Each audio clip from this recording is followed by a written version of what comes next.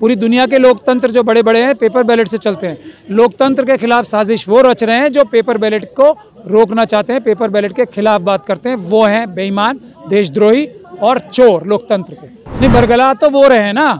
मैं तो चैलेंज कर रहा हूँ, अटॉर्नी जनरल, सॉलिसिटर जनरल, जो मोदी जी खुद, लॉ मिनिस्टर, जितने लोग हैं उनके, आ जाएं, डिबेट कर लें। मैं दिखाऊंगा ना कानून की किताब में कि पेपर बैलेट से चुनाव होना चाहिए, ईवीएम से नहीं होना चाहिए। आरएसएस और बीजेपी ने अपने लोग घुसा रखे हैं, वो उन पार्टी के नेताओं का भी नुकसान करते हैं और अपनी साजिश जो होती है उसको कामयाब करके अल्टीमेटली संविधान खत्म करके देश में गुंडा राज लाना चाहते हैं, ताकि अडानी अंबानी को इस देश को लूटने की खुली छूट मिल जाए। इसको देश के कानून को तोड़ के ईवीएम से चुनाव कराया जा रहा है। ईवीएम से चुनाव तब होना चाहिए जब पेपर बैलेट से चुनाव कराने का कोई मुश्किल और परेशानी आ रही है। ये देश का कानून है। ये आरएसएस और बीजेपी के लोग देश को धोखा देकर ये काम कर रहे हैं। क्यों इलेक्शन कमीशन हमारा नौकर नहीं है क्या? प्रधानमंत्री देश की जनता का नौकर नहीं है क्या? हम अपने नौकरों को बोल रहे हैं ना, वहाँ क्यों जाएं दूसरे नौकरों? सुप्रीम कोर्ट भी नौकर है, इलेक्शन कमीशन भी नौकर है, प्रधानमंत्री भी नौकर है। तो जब हम एक नौकर के पास जा रहे हैं तो दूसरे नौकर के पास भी जाएंगे। मगर ये नौकर हमारे कहने से काम क्यों नहीं करेगा? इलेक्शन कमीशन को पेपर बैलेट से ही चुनाव कराने पड़ेंगे। वो हमारा नौकर है देश की जनता का।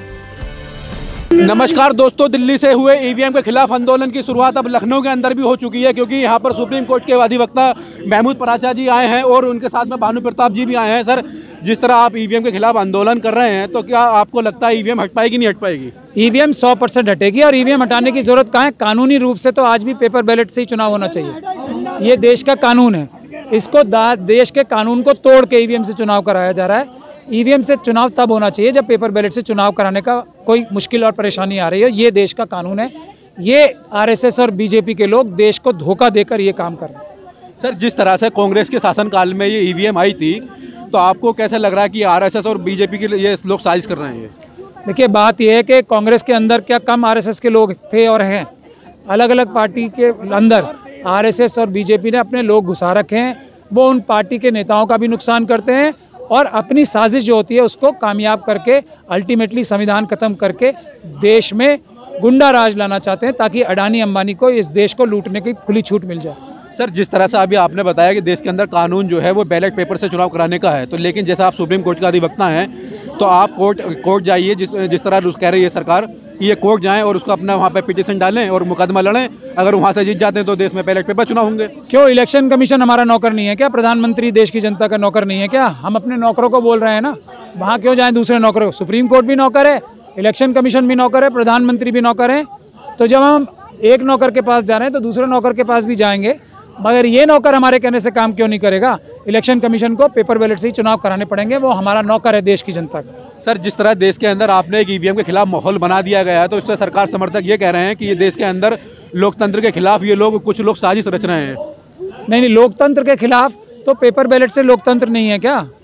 पूरी दुनिया के लोकतंत्र जो बड़े बड़े हैं पेपर बैलेट से चलते हैं। लोकतंत्र के खिलाफ साजिश वो रच रहे हैं जो पेपर बैलेट को रोकना चाहते हैं, पेपर बैलेट के खिलाफ बात करते हैं। वो हैं बेईमान, देशद्रोही और चोर लोकतंत्र के। सर, जिस तरह से आप उन्हें लोकतंत्र का चोर, लुटेरा, डाकू, देशद्रोही बता रहे हैं, क्या आपको लगता है जिस तरह से आप जनता के अंदर एक माहौल बना दिया है आप लोगों ने, और इस तरह सरकार कह रही है कि आप लोगों को बरगला रहे हैं, तो आप अपने मिशन में कामयाब हो पाएंगे, नहीं हो पाएंगे? नहीं, बरगला तो वो रहे ना।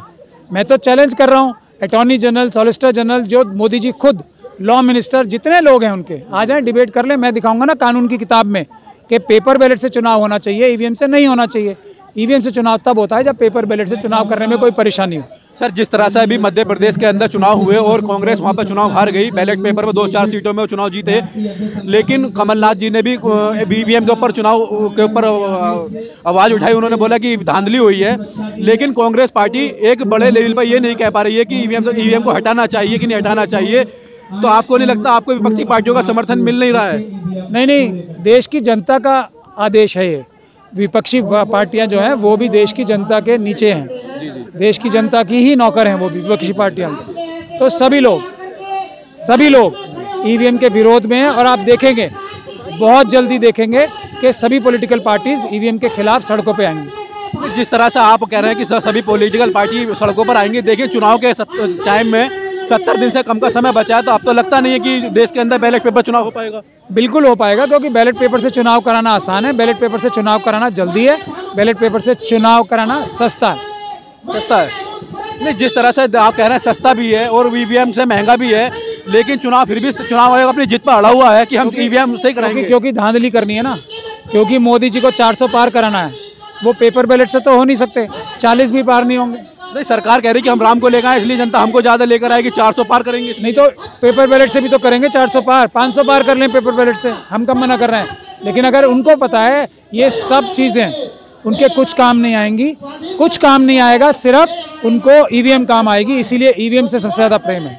सर, जैसा आप दिल्ली से चलकर लखनऊ आए हैं, अब आपका अगला स्टेप क्या होगा, आपकी रणनीति क्या है? हम देश के कोने कोने में लोगों से आह्वान कर रहे हैं कि हर एक रिटर्निंग ऑफिसर के बाहर और हर एक जहां ईवीएम के जो गोडाउन्स हैं वहां पे प्रदर्शन करें, CNRC जैसे, किसानों जैसे, और उसके बाद पेपर बैलेट से चुनाव कराए जाएंगे, ईवीएम से चुनाव नहीं होने देंगे, हम उसको रोकेंगे। जिस तरह से भारतीय जनता पार्टी कह रही है वकीलों को विपक्ष ने छोड़ दिया है जनता के बीच में बरगलाने के लिए, तो आपको क्या लगता है भारतीय जनता पार्टी कब तक इस रणनीति पर चलती रहेगी कि विपक्षियों को ये बताकर कह दे कि ये तो विपक्ष द्वारा छोड़े गए हैं? देखिए, हमें देश की जनता ने जिम्मेदारी लगाई है। दूसरी बात ये, हम कानून की बात कर रहे हैं, कानून पेपर बैलेट से है। जो कानून तोड़ रहे हैं उनको बताना चाहिए कि उनको किसने छोड़ दिया है, किसने छोड़ा है उन्हें, ये उनको बताना चाहिए। हम तो ये कह रहे हैं कि पेपर बैलेट से चुनाव कराना कानूनी है और ईवीएम से चुनाव कराना सेकंड ऑप्शन है, तो सेकंड ऑप्शन पहले क्यों लिया जा रहा है, क्या चोरी करनी?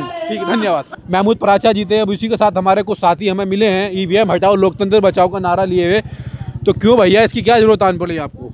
ये सरकार जो है ना, ईवीएम से चुनाव जीतती है, तानाशाह करती है, तानाशाही इसके ज़्यादा हो गई है। तानाशाही ज़्यादा हो गई है? हाँ, तानाशाही बहुत करती है। तो तानाशाही के लिए जनता के बीच में जाइए आप, जो ईवीएम हटाओ लोकतंत्र बचाओ का नारा नहीं, जिस दिन ये ईवीएम हट जाएगा ना, ईवीएम देख रहे हो ना, जिस दिन ये हट जाएगा ना, उस दिन ये सरकार ही खत्म हो जाएगी। खत्म हो जाएगी सरकार? हाँ, सरकार खत्म हो जाएगी। कहाँ खत्म होगी? 400 पार बोल रहे हैं इस बार। अरे इसी ईवीएम के कारण तो बोल रहे हैं, 400 पार इसी ईवीएम कारण बोल रहे हैं। इसी ईवीएम के कारण? हाँ, यही है ईवीएम, ये बैनर देख रहे हो ना, लिखे हैं, इसी कारण कर रहे हैं 400 पार।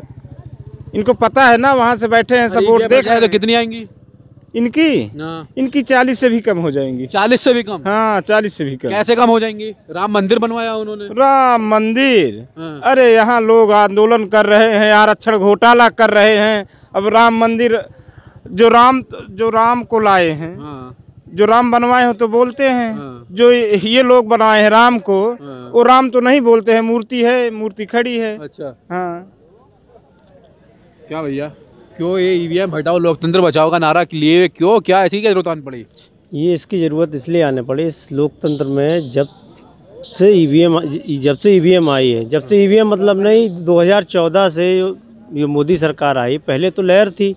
अब वो अपना पहले से टारगेट सेट कर देते हैं। मीडिया में जो उनकी रहती है, मीडिया में पहले से, पिछली बार था उन्होंने 300 पार, पहले से, मतलब हर जगह उनका प्रचार यही 300 पाकिस्तान पे हमला किया था, इस बार राम मंदिर बनवा रहे हैं। अरे राम मंदिर क्या वो बनवा रहे हैं क्या? राम मंदिर सुप्रीम कोर्ट के जरिए से बना के, उनके जरिए से बना है।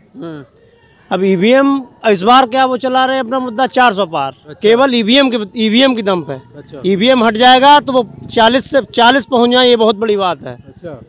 इसलिए हम अपने देश की जनता से अपील कर रहे हैं और उनको बताना चाह रहे हैं कि आप लोग भी जो ये आंदोलन चल रहा है, इसमें बढ़ चढ़ के आप हिस्सा लीजिए, बढ़ चढ़ के हिस्सा लें। और जब ईवीएम, अगर ये सरकार 1% ईवीएम हटाने के लिए नहीं मानती है, ऐसे नहीं मानेगी, तो जब हम लोगों के डिस्ट्रिक्ट पे या लोकसभा पर जब मशीनें जाएंगी तो हम उसको वहाँ से निकलने नहीं देंगे, वहाँ जोरदार तरीके से प्रदर्शन करेंगे। तो सर, जिस तरह से आप नारा लगा रहे हैं ईवीएम हटाओ लोकतंत्र बचाओ का, तो क्या ईवीएम हट पाएगा और लोकतंत्र बच पाएगा? बिल्कुल, 24 में हम चुनाव ईवीएम से नहीं होने देंगे।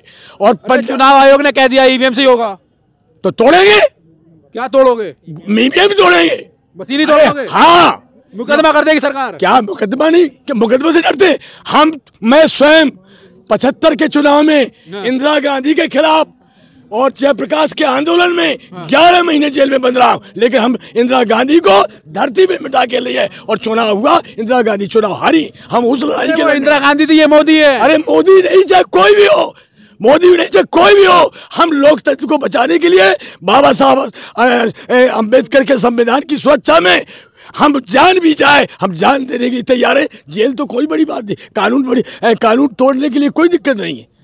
जिस तरह से आप जेल जाने की बात कर रहे हैं, आप लखनऊ के अंदर योगी बाबा के राज में खड़े होकर बोल रहे हैं, अगर ज्यादा बोलेंगे तो बुलडोजर चला दिया जाएगा आपके यहाँ पर। अरे बहुत सारे ये योगी बाबा, आपको मैं और बता दूं, योगी बाबा जिस नाथ संप्रदाय से आते हैं, योगी नाथ, आपको पता है इसका इतिहास क्या है?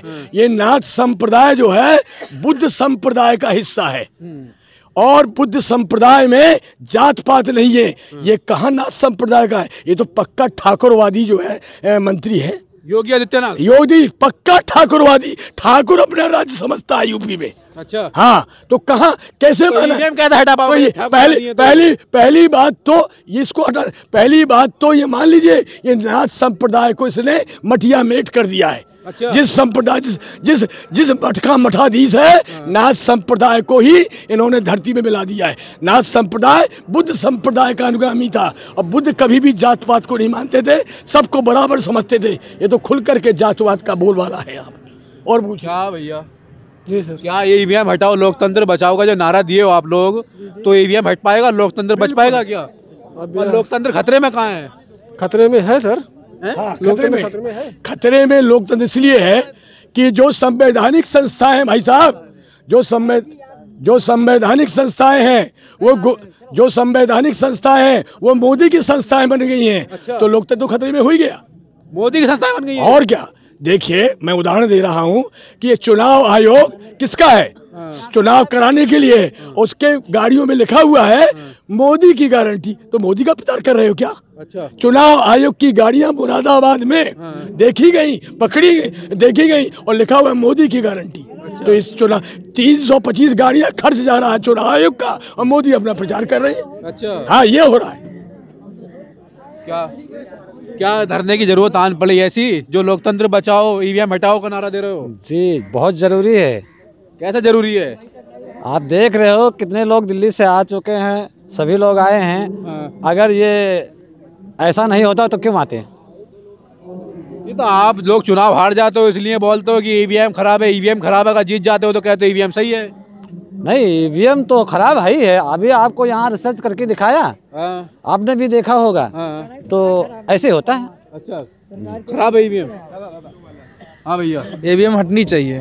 क्यों हटनी चाहिए? इसमें खराबी क्या? अगर तुम जीत जाओ सही है, बाकी हार जाओ तो खराब है। तो ईवीएम हटा के देख लें तो फिर पता चल जाएगा क्या सच्चाई है। तो लखनऊ नगर निगम का चुनाव हुआ, सारे मेयर के चुनाव में भाजपा जीत गई। उसमें भाजपा जीती साफ, और उसमें जो है बहुत सारी बीएसपी की भी सीटें निकली, सपा की भी सीटें निकली, और जो वो नगर पंचायत के चुनाव हुए उसमें बहुत सारे जो है नगर पंचायत अध्यक्ष जो चुने गए हैं वो जो है बसपा के ज़्यादा से ज़्यादा निकले। अच्छा। वहाँ से जी बैलेट पेपर से ज़्यादा फायदा है। बैलेट पेपर से कराना चाहिए चुनाव, बैलेट पेपर से ही फायदा है। जनता भी यही चाह रही है।